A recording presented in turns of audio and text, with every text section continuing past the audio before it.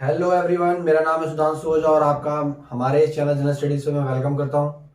और जैसा ही गाइस मैंने अपनी पहली वीडियो में यानी बेसिक वीडियो में मैंने आपको बताया था कि हम लोग आगे कुछ नया पढ़ने वाले हैं और जीएस के सारे सब्जेक्ट्स एक एक करके हम सारे क्लियर करने वाले हैं।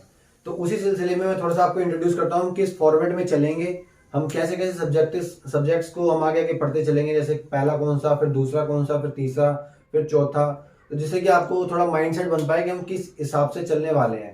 तो चलिए मैं स्टार्ट करता हूँ और स्टार्ट करते हैं पहला सब्जेक्ट से कि पहला सब्जेक्ट क्या पढ़ने वाले हैं हम।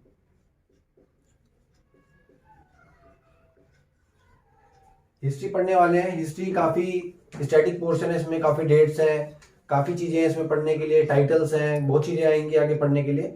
तो थोड़ा सा बाकी इंटरेस्टिंग भी है, अगर स्टोरी के हिसाब से मैं आपको जैसे बताऊंगा तो काफी इंटरेस्टिंग लगेगा आपको। बस आपको थोड़ा इसको समझना है और थोड़ा सा आपको याद करना है। जो पहली बार याद करेंगे उनको थोड़ी सी दिक्कत होगी, तो एक बार, दो बार, तीन बार, तीसरी बार अगर आप याद कर लोगे तो मैं ये पक्का करता हूँ कि आप आसानी से उसको याद कर लोगे। पहली बार में किसी को भी याद नहीं होती वो एक चीज को। आपका कंसेप्ट है ये कि आपको उसको 7 बार याद करनी पड़ती है, चाहे वो इंग्लिश की वोकेबलरी हो या फिर एक जीएस का कोई भी सब्जेक्ट हो। लेकिन आप उसको अगर 3 बार भी पढ़ लोगे ना तो आपके कहीं ना कहीं दिमाग में वो सेट हो जाती है चीजें कि हाँ, अगर कोई चीज कुछ पूछे तो आपको पता लगेगा कि हाँ वो उस जगह से पूछ रहा है वो चीजें। तो आपको इतना तो कम से कम पता ही लग जाएगा। तो हिस्ट्री में भी हम क्या किस पैटर्न पे चलेंगे, हिस्ट्री में हम चलेंगे। हिस्ट्री 3 हिस्ट्री होती है, एक एनिशियंट होती है, एक होती है मेडिवियल होती है, मध्यकालीन होती है, और एक होती है मॉडर्न। तो हम पहले उठाएंगे, हम जो हमारा पहला रहेगा वो रहेगा हमारा मेडिवियल हिस्ट्री। मेडाइवल हिस्ट्री रहेगा यानी कि मध्यकालीन।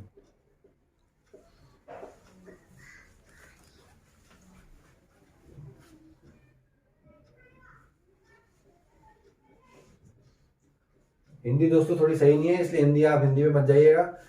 ये हिंदी तो मैं थोड़ा इसलिए लिख रहा हूँ ताकि जो हिंदी मीडियम के हैं उनको भी थोड़ी सी समझ में आ पाए। बाकी हिंदी मेरी बहुत अच्छी नहीं है। बाकी मॉडर्न, मॉडर्न यानी आधुनिक।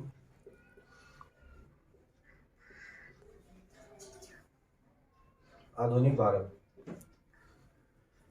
और उसके बाद हम चलेंगे जो एनिशियंट लाएंगे तीसरी लास्ट में।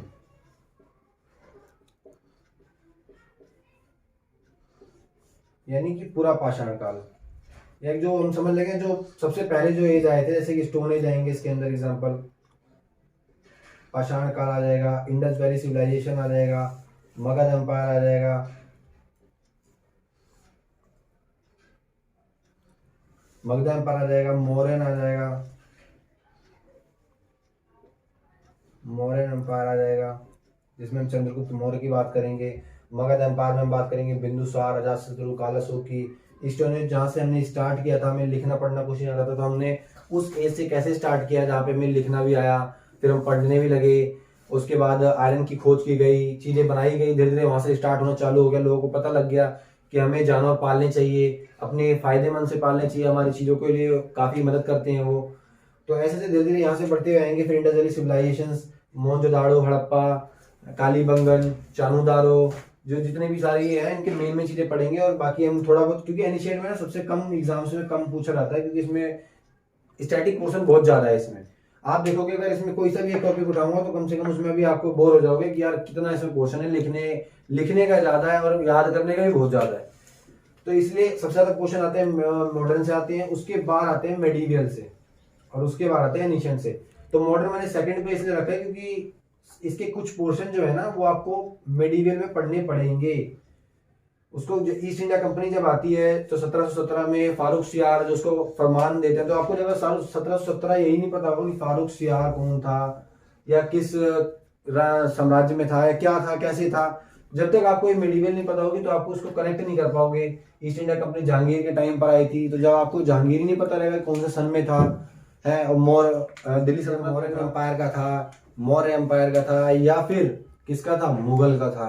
तो आपको जब पता होगा कि मुगल का था, मगध तो पहले आ चुके थे, मुगल बाद में आए, उससे पहले मुगल से पहले दिल्ली सल्तनत आया। जब तक आपको इन सब चीजों का ज्ञान नहीं होगा तब तक आपको मॉडर्न आप उसको कनेक्ट नहीं कर पाओगे। मॉडर्न बिल्कुल, तो इसलिए हम पहले मेडिवल पढ़ेंगे, इंटरेस्टिंग है, फिर मॉडर्न पे आएंगे, और उसके बाद स्टैटिक पोर्शन, जो सबसे ज्यादा स्टैटिक पोर्शन एनिशिएंट में है, याद करने वाली चीज ज्यादा है, तो उसको भी हम कवर करेंगे। उसको भी टॉपिक के हिसाब से जिसमें से एग्जाम में सबसे ज्यादा पूछा जाता है वही कवर करेंगे, सारा नहीं करना हमें। तो ये करेंगे हिस्ट्री। उसके बाद हम आगे चलते हैं नए पर। उसके बाद हमारा सेकंड जो आएगा, हम सेकंड जो करेंगे वो करेंगे पॉलिटी।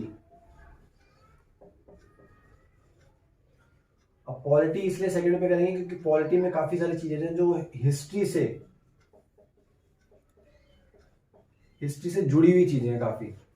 जैसे कि इसके चार्टर्स हो गए, पॉलिटी में भी पढ़ेंगे हम, हिस्ट्री में भी पढ़ते हैं इसे। चार्टर हो गए, उसके कितने सारे चार्टर आए थे। उसके बाद पिट्स इंडिया एक्ट आया था 1984 में। उससे पहले 1776 में रेगुलेटिंग एक्ट आया था। 1781 का एक्ट आया था। 86 का एक्ट आया था। तो ये जो एक्ट्स आए हुए थे ना, हम इसको पढ़ेंगे कि क्यों आए थे। जब हिस्ट्री पॉलिटी में पढ़ेंगे, उसे पॉलिटी में भी पढ़ेंगे, हिस्ट्री में भी। पॉलिटी में एडमिनिस्ट्रेशन के हिसाब से पढ़ेंगे, हिस्ट्री में जो पढ़ेंगे वो पढ़ेंगे कि इसका महत्व क्या था, क्या क्या कर रहे थे आगे चल के इतिहास में, इन्होंने क्या क्या परिवर्तन कर दिए, इनके आने से क्या क्या परिवर्तन हुए। तो वो सब हम पढ़ेंगे किसमें, पॉलिटी में। तो थर्ड जो पढ़ेंगे वो पढ़ेंगे हम ज्योग्राफी।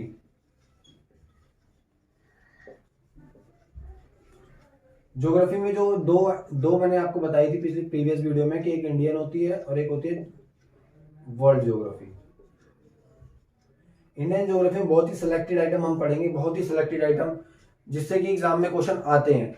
पढ़ने वाले तो बहुत कुछ पढ़ते हैं, सॉइल भी पढ़ लेंगे।